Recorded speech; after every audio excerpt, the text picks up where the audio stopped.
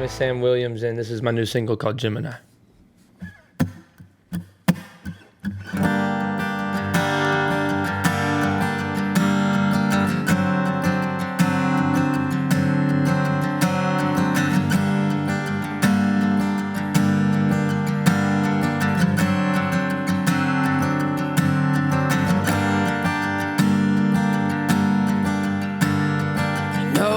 They say about Geminis, those bastards are crazy, sharp as a knife. I can be Jekyll or I can be Hyde, with 1 foot in the darkness, 1 foot in the light.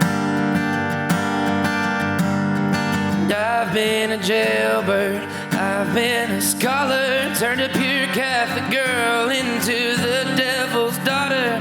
I'm literally always walking the line, with 1 foot in the darkness, 1 foot in the light. Oh, and I'm keen to the shadows, so keep me where it shines, and I'm balancing the hollows. Oh, I can't pick a side, pick a side.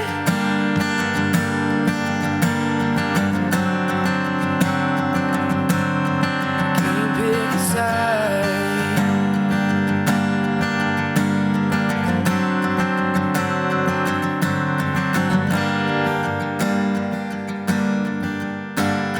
And I prayed to Jesus, I've swore to God, I've been the effect, and I've been the cause. On my stars it gets blurry between wrong and right, with 1 foot in the darkness, 1 foot in the light, in the light, in the light.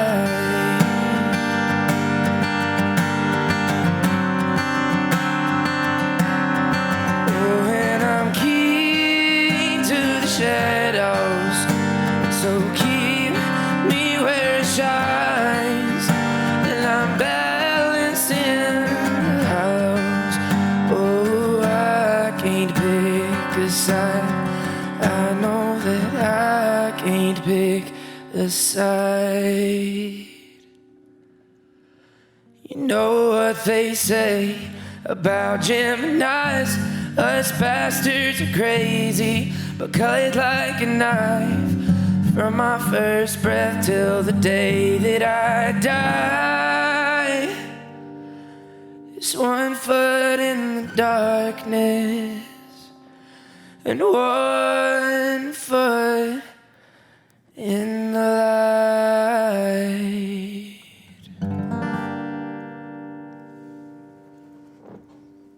Hey guys, it's Gail with PopCulture.com, and we are here with Sam Williams. Sam, thank you so much for joining us today. Thank you. I'm happy to be here. So we just heard Gemini, which is your new single. Talk about the inspiration behind it. Gemini, I wrote probably about 18 months ago. It was when I first started writing songs, and I was doing a write with this girl named Jada, and she brought this idea of like straddling light and darkness and like walking a line almost. And I'm a Gemini, and I kind of brought up this zodiac sign. I probably had read my horoscope that morning. And my dad's a Gemini as well, and a lot of people attribute to Geminis having like 2 personalities, and one of them does something wrong, and you kind of put the blame on that one. But the Geminis are very driven people, and so I wrote the song just kind of with tying those concepts together. And we should say your dad is Hank Williams Jr., and you are the grandson of Hank Williams. Tell us what your next single is. Next single. All right. My next single is going to be a cover of my dad's song, Weatherman. It came out in 1981, and we're really excited to recreate it because my version of it is a lot different than the way that he released it. And a lot of people give me a lot of, suggestions on what I should be cutting and releasing. And I kind of have my own songs in my family's catalog that I resonate with, and that's definitely one of those that means a lot to me. So I'm really excited about that. And these songs are from an upcoming album? It will probably be an EP. Okay. we might hold off on the album for a little bit. Okay, so you are part of country music legacy. Of course, your sisters are also talented also. What kind of advice have they given you? My sisters? Or your dad? Honestly, my dad doesn't do a whole lot with my music. I mean, he believes in me a lot and is encouraging, and I mean, he lets me know that I have it and that I've got it. But he's definitely not in Nashville pulling any strings. I think there's probably a large weight for him that his father passed away when he was 3.5 years old, and he had to carry his legacy for his whole life. So I'm sure he wasn't dying for me to get into music so quickly, and it just happened, and it's time for it to happen, and he knows that. Did you ever consider doing anything else? Yeah, I mean, I was in college a few years ago. I was going for entertainment.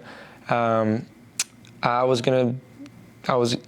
possibly gonna go into politics when I was younger. I was really into politics, and I took some classes on international relations in Miami, and things changed. What changed for you? I always knew that I was gonna do music one day, and like it was within me. But you know, when you're young, I'm 22. I didn't want to rush into anything like that, and I think that it was like it's such a heavy weight, and people place so much opinion into like my family's name and what the music is and should sound like, and how the genre has changed. It's definitely like a nerve-wracking thing. So I guess what's changed is, that's a hard one. The universe just said it was time for you to start singing, so I started singing. Do you feel pressure with the legacy? Oh yeah. Yeah. I feel it like all right here. You have a song, The Lost Grandchild's Plea? Yes, ma'am. Talk about that song.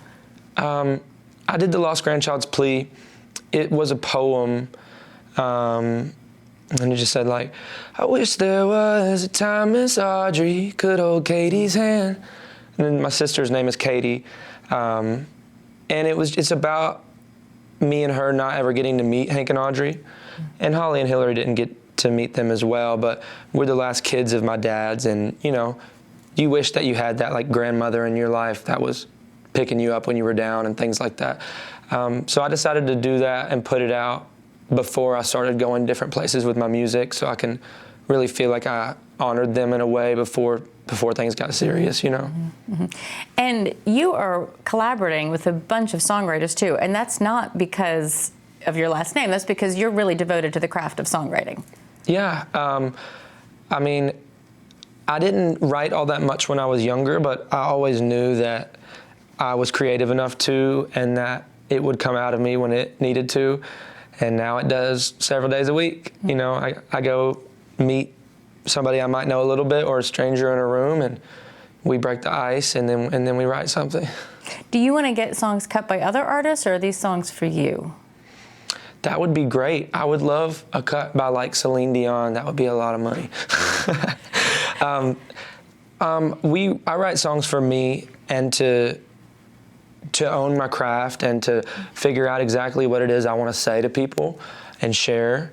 But I'm open for anybody to cut one of my songs, honestly. Okay, what's the time frame for the EP?